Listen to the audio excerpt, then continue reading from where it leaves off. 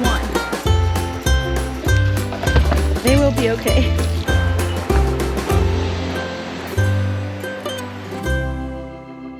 Hey guys, before we get into the vlog, I want to let you know today's the last day to get in on the mug and salt crock pre-order.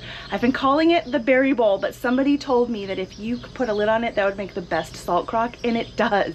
This is actually the large size Weck jar lid, and it fits perfectly. Everything for the pre-order is linked below. Again, this is the last day, July 31st, and then it'll close. I do have another pre-order coming up in September, so if you can't take advantage of this one, it's okay. There will be more later. Hello, welcome back to Sage and Stone Homestead. My name is Heather. We didn't say very much of the girl goats in the last video, so I wanted to make sure we started with them in this video. Now, a lot of you know that we've been feeding free choice alfalfa pellets since about December of last year, and I'm putting it in quotes because ever since our grass really started growing in, I've only been feeding them 1 bag a day. I have 15 does in the doe barn right now. Some of them are smaller, and they could go through about 1.5 bags every day, a 50-pound bag and a half, so 75 pounds of alfalfa pellets every day if I let them. That's really expensive, as I think you can imagine. I think probably alfalfa hay is cheaper. I don't know how per pound. My goats they waste a ton of the alfalfa hay when we've bought it in the past, and it's not exactly the easiest thing to get here. Anyhow, my husband just had to mow down by our pond, and he said there's like sapling trees about this tall that have beautiful, nice, fresh green leaves on them, and he says it's really obvious that the goats haven't been down to the pond in a couple of months, and that's not good. This time of year, I really want my goats out maintaining the land. I want them eating more of what we grow here, and we grow grass really well here, but they're kind of married to the barn because they have everything they need here, and they've been, I guess, a little bit lazy. I will say that I've heard that if the nutrition of your pasture is good enough, your goats will definitely prefer the fresh things, and I think that that's probably true. But in years past, the goats that we have sustained really well off of pasture alone. Some of our standards have had a hard time maintaining their condition on just pasture and the stand grain, but I actually don't have a lot of those goats anymore. I have 2 standards left, Christine and Elpis, and Elpis already comes in here and gets a little bit of extra grain, and I am still feeding the alfalfa, just not as much as they could eat. So it's not really free choice. I give them a bag a day, and lately I've been giving them less, because even with that 1 bag a day, they're not doing a whole lot of going out and foraging. So I've been doing a bag every other day at this point, which means that they are really hungry for it by the time that second day comes around. So I'm gonna feed them their alfalfa for today, and they'll probably run me over for it. Tori said, stop yakking and get to pouring that alfalfa. I will say I have only had to treat 1 goat for parasites this year, and I think the alfalfa is really contributing. I mean, it stands to reason if they're not out eating the grass, they're not completing like the parasite life cycle, but I don't know. I just kind of need to weigh my options. I'm trying to back off a little bit and see what that does. I also do have some very heavily pregnant does out here that are pregnant with multiples, and alfalfa is really good for them, but they are also kind of overweight, and so we're just trying to establish like summertime balance with the alfalfa.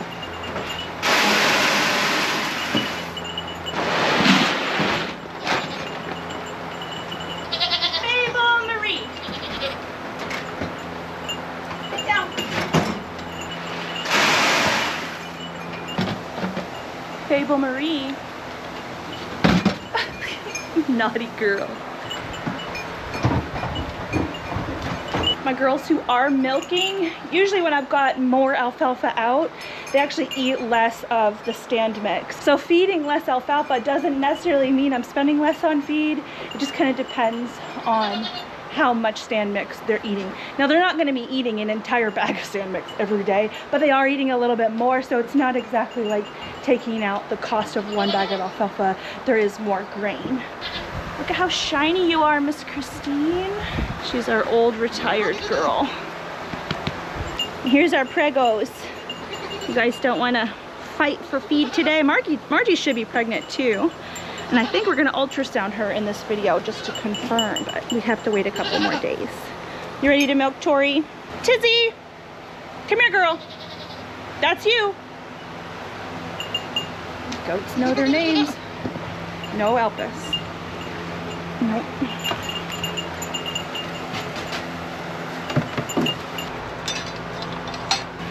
You almost got it. Back up, babe. There you go. I don't get very much milk out of Tori, and that's just because her baby is still nursing. But I keep Tori in the routine so that she's used to it. If I needed more milk, Tatanka is definitely old enough where I could tape Tori's teats. The tape that I like to use is kinesiology tape. It's really stretchy and breathable. If I were to tape her teats, I'd probably want to milk twice a day. Right now I only milk once a day. But Tatanka is putting such a demand on the udder, I don't think I could really cut Tori down to once a day right away. I'd have to like ease her into it. But right now I'm getting about 1.5 gallons every day, which is plenty for me right now, especially when we're doing a lot of preserving from the garden. I don't necessarily have the time to process a ton of milk. Girl, are you causing problems? I used to have a leash hooked on here to hold this down because this does kind of move. It's on a hinge, and she's smart. She'll lift this side and dump it all. What are you snorting at?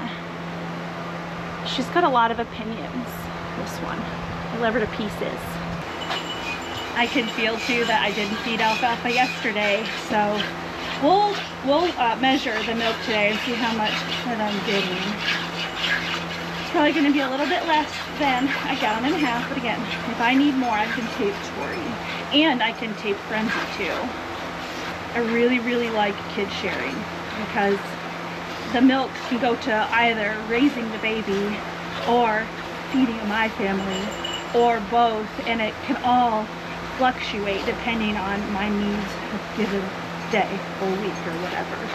I've actually been hand milking. Goodness, it's probably been about a month since I got back into hand milking. It used to be that milking about 1 gallon a day was just as much as my bad elbow could take, and knock on wood, my elbow has been doing awesome with hand milking. Now, I'm not doing as much weeding as I should of the garden, and that's kind of the same motion, and if I am doing this too much, that's when my elbow acts up, but so far so good. I hope it keeps up because I really like hand milking. Man, don't put your foot in this. We want to measure it. Shindy, who we're going to bring up next, she has had happy feet lately, and she's put her foot in the pail more than once. Usually with Tizzy, this here is a 1/2 gallon pail. Usually I am filling it and then filling it about halfway again. I don't think we're going to be doing that today.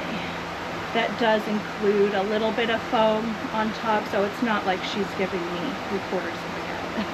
She's not. She's probably giving about 1/2 gallon though, all by herself. It's actually been a long time since I weighed their milk or portioned out their milk individually. That could be a fun thing to check one of these days. Seeing where they are at this point in the season. They're not at their peak lactation, that's for sure, and it's been hot out. That can affect their milk output too, because they spend a lot of their liquid on keeping cool and keeping their bodies hydrated and less on milk production when it's real hot out. Just one full to the top. She's snorting at me. Why are you mean? Why are you rude? You're being rude. Thank you for your milk.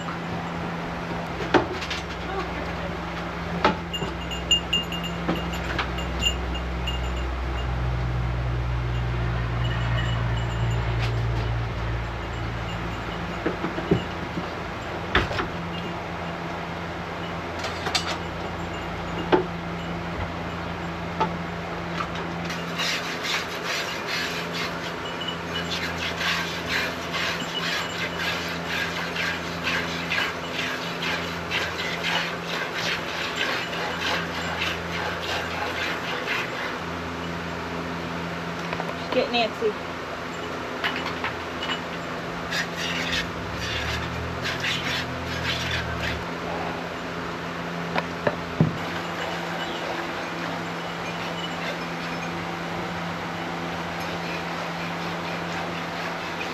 I know that when I had carpal tunnel, when I was a kid in keyboarding class, they told me not to hold my wrist like this with the constant movement, but to keep it more flat or arched.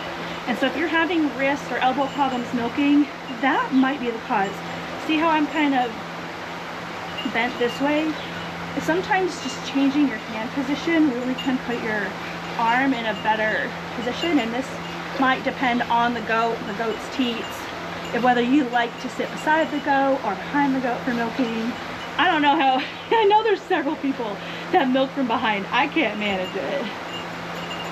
But keep an eye on your hand position, because that might be contributing to the problems. It really helps when their teats are bigger, like Red's are here. You can get yourself in several different positions and still get a good amount of milk out. Red is a good girl. This is her first freshen. I tend to go back and forth with her on hand positioning.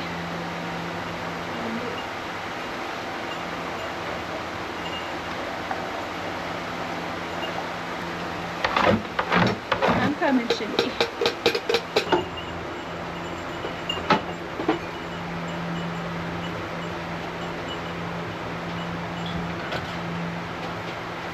Happy!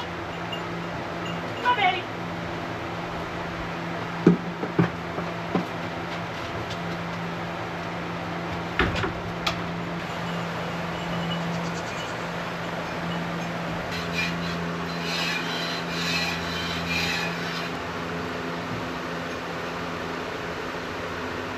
Are you done? You're gonna cause problems?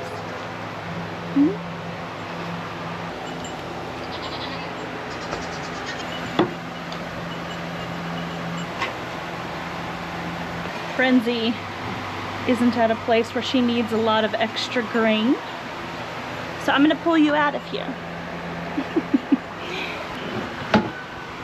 Good girl.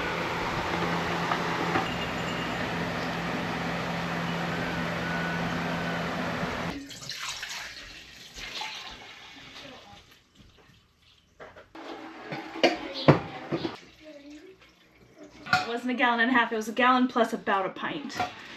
Maybe even a little bit less, because there was a little bit of milk left in here. Yeah, probably about a pint. So a little bit less milk, but that's probably to be expected.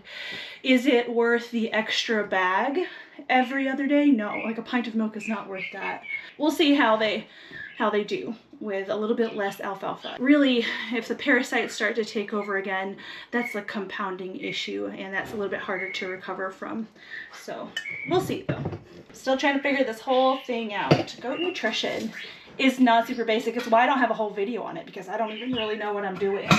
And a lot of stuff is super regional too, and breed dependent, and there's just a lot of variables.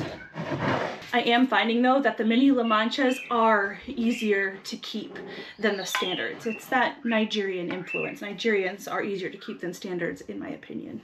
And the minis are like the best of both worlds. Just setting up some Chev.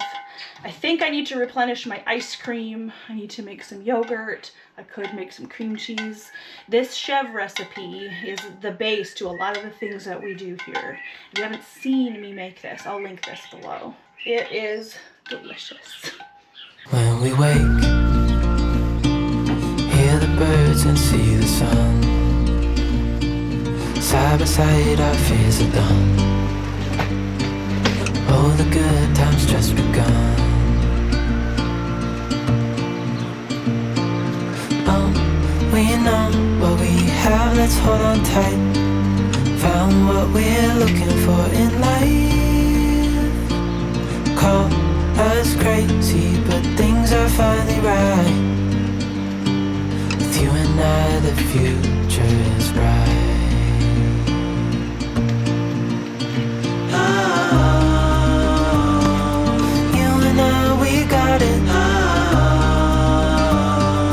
We don't need no more.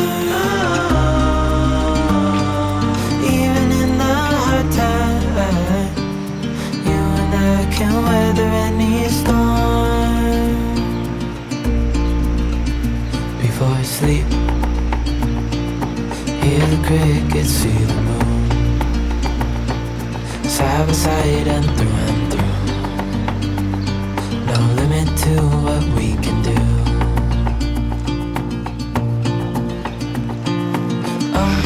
We know what we have, let's hold on tight.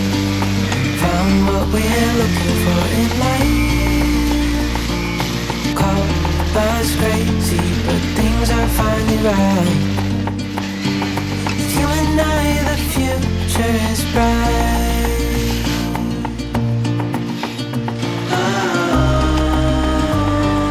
You and I, we got it.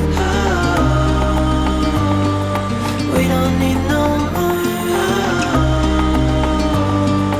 Even in the hard time, you and I can weather any storm.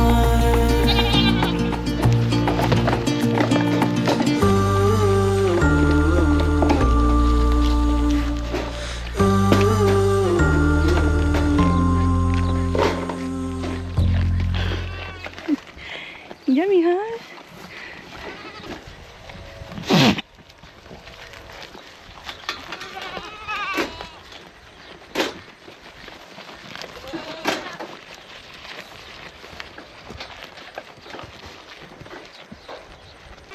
You better get it before Daddy does. No. Okay.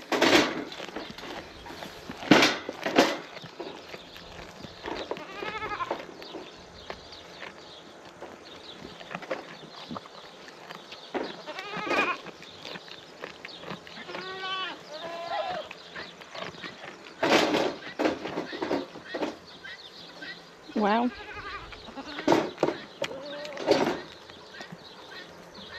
Y'all done with it?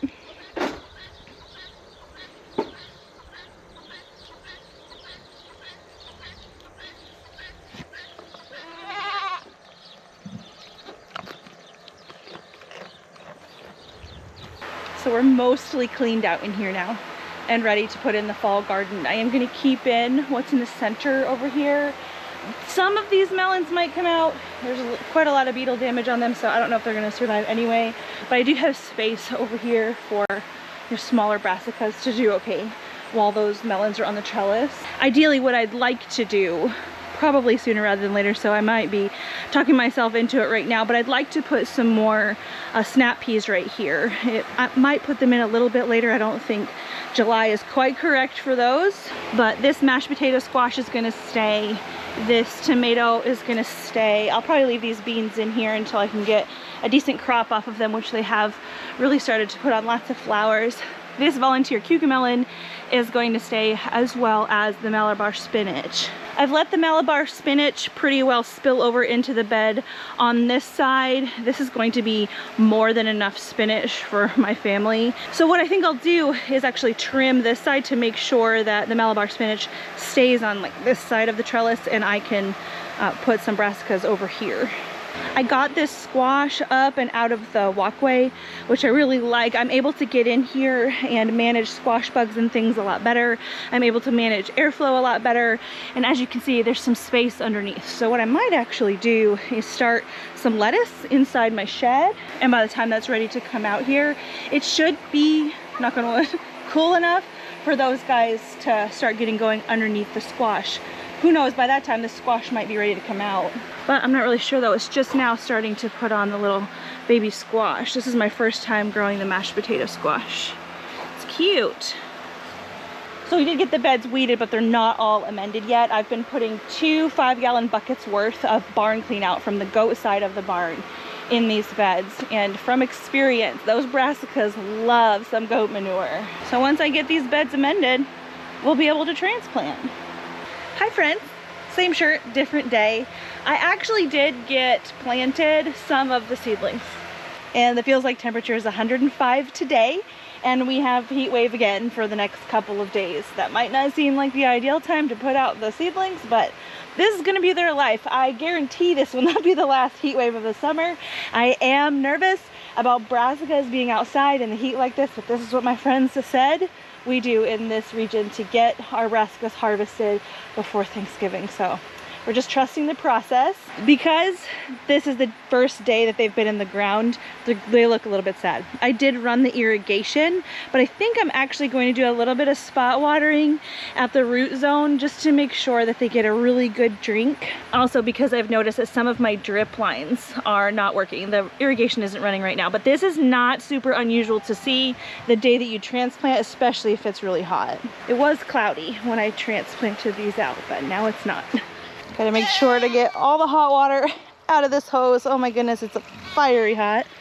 Hi, Warden.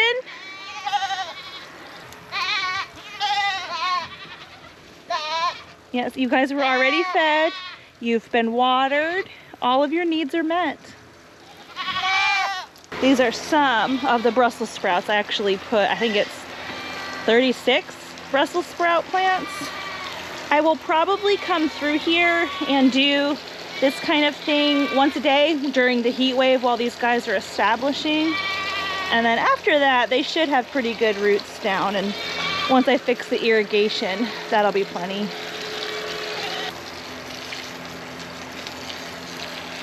I have a sprayer thing for my hose, but it puts out less water and I'm impatient.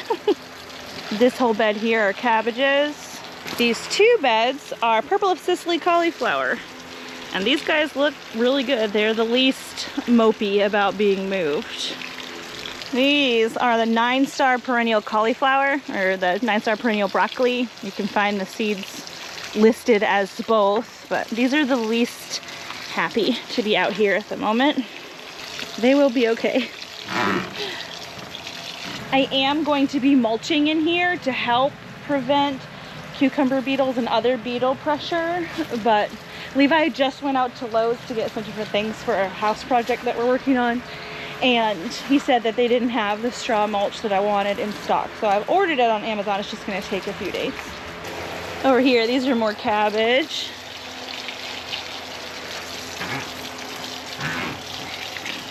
And then over here, there's nothing in here, but I am currently working on trying to get this soil to be less hydrophobic. I haven't added any goat manure to this bed yet, but I will. This is actually the bed where I think I'm gonna put my kale plants. And the soil is crazy. I hand watered the little baby onions that were in here all year. And I thought I was doing a pretty good job, but pretty much from the second that I put the soil in this bed, I could tell that the soil, I don't know, it was wrong from the start. And it really was very hard from the start. This is actually looking miles better. And I probably should have shown you what I did, but really all I did was this and a lot of like kneading the soil, just working it back and forth to convince it to just not be so compact. It was basically like a hard pack, like an inch down. It was really bad. So kind of just mixed things in, forced water in. You can add like a tiny bit of dish soap to the top of your soil, and that will break the water tension and allow the water to actually absorb into the soil. And when I get to adding the goat manure in here, that's going to add organic matter, and that will also really, really help.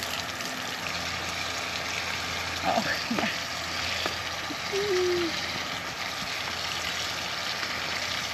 So we've been sitting here watering in this one spot for quite a bit.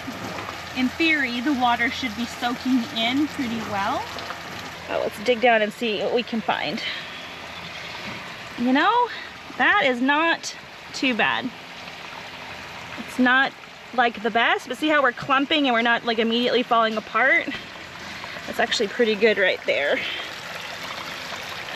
Here too, not bad. I think it really was just that top layer of soil that was garbage. Need to do a little bit more watering over here. I didn't want to splash my camera, but I think it wasn't as bad as I originally thought it was in here. Note to self, when I add new bags of soil to beds, I really need to be adding in organic matter along with it, because the bagged soil, they're just not enough on their own anymore. If you don't have access to animal manure, using some kind of bagged compost should work, as long as it's not super barky in and of itself. A lot of bagged soils are just not broken down, which is why they're not they're not really soil if you ask me, but I have found that a good mushroom compost is really, really great to add if you don't have access to manure. Hey guys, it's been a couple days actually. We had a thing happen where we had a lot of rain recently. I told you guys about that. One of our windows was leaking and it turns out the weep hole was clogged with a whole bunch of ladybugs. So anyway, that kind of snowballed into us figuring out that all of the exterior walls on our house need replacing, because all of the exterior walls are old. Like we have a double wide mobile home, and the kind of like exterior wall that it was is very spongy, and the waterproofing had worn out. As far as I know, 27 years ago when this house was built, house wrap wasn't code, and it's incredibly humid here, and so it just is what it is. Really wet walls. And so we've started actually replacing all of the exterior walls, and in the middle of a heat wave. I think the feels like was 110 and 111, so it took us some time, I think 20 hours, to get just this south wall replaced. But a lot of people have asked me what the project of the year is, and I haven't known because I haven't really had any need to do anything else on the farm, but this is your answer. So that's what we've been doing the last couple of days. Plus I did do quite a lot of work in the greenhouse. I intended to bring you guys with me, but I just got on a roll this morning, and before I knew it, the greenhouse is basically all amended and planted. We're gonna go in there in the morning to do just a tiny bit more planting, but we have to check Margie. She is 32 days bred, I think at this point, maybe even more. And we're not gonna be able to count babies, but we are going to be able to see if she is in fact bred, which I do think that she probably is. The girls said they're way over there. So because I haven't been feeding alfalfa every day, the girls are out grazing, which is the entire point. They got their alfalfa yesterday, but not today. Hey girls. Margie is not my easiest to catch, especially when she knows that I want her.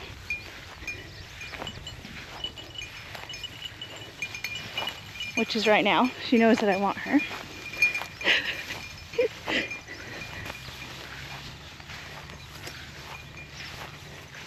All right, Marge, we're just checking for babies.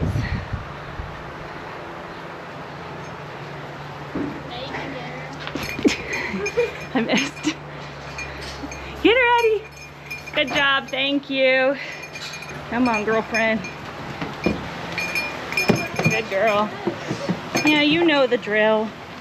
Okay. This is the ultrasound machine that was very graciously given to me by a member recently. Such a nice gift. And I'm going to use that to check for small little bubbles in her uterus. This will be the first time that I'm doing anything like this myself. Normally my friend Corey comes over to help me. He lives a couple hours away, so it's not exactly easy jaunt. He'll be here in a few weeks for my disease test. This connects with Wi-Fi. All right, so we're connected. Corey says use the ultrasound gel like it's free, so here we go.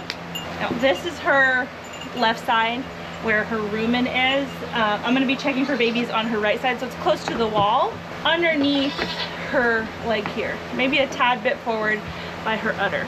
We'll see. If I can move this so you can see. Watch out, Mark.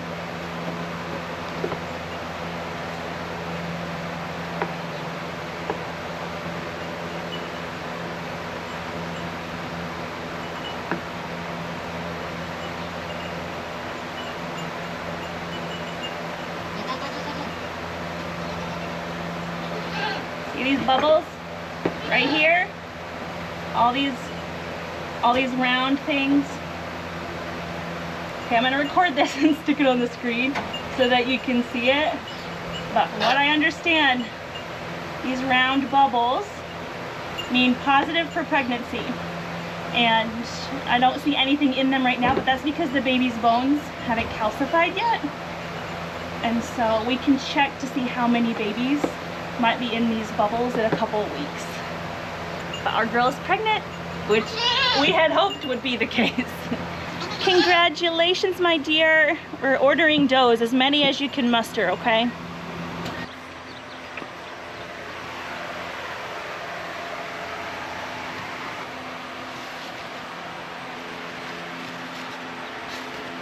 Good morning. I think I want to share the majority of what I did in the greenhouse in a garden tour that I'm going to film possibly this weekend, possibly not until next weekend, but everything looks really good in here. So far so good with the bugs not eating everything up, but it's only been a few days. I did spray BT, which is Bacillus thuringiensis. I always say it wrong, but I'll put the words down here, and that is an organic pesticide used for things like cabbage loopers. I'm gonna spray that every Sunday while we're in cabbage looper season. I haven't seen any cabbage loopers here in the greenhouse, but I'm sure they're going to be smelling their favorite food and coming in here. And I'm also really looking out for beetles, because beetles have been the pest of the season. I've seen a few, mostly harlequin bugs on the plants, not just a whole ton, but they have been here, and I've been picking them off when I see them. But also, I recently got brave and started doing this trick. I first saw this on Instagram, and this is another one of those things that I cannot believe I have been doing this long, not only gardening, but YouTubing for long enough, and have never seen people use a torch as beetle control and squash bug control. But it is absolutely a thing. A lot of organic growers do this. It's really easy and actually really fun. You can see that I was learning here, and I torched this leaf a little bit too much. It's suggested to do this in the morning when there is dew on the plants. In the greenhouse, the dew doesn't really settle, but I've been doing it in the morning anyway.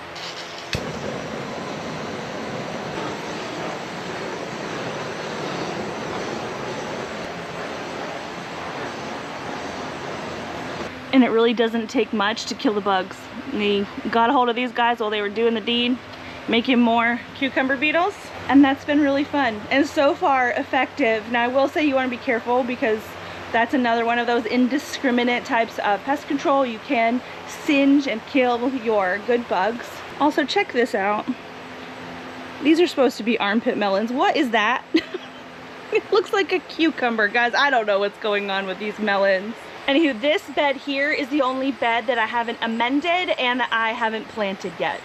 And I think I'm not going to amend the soil in here, because this is where I'm gonna put carrots.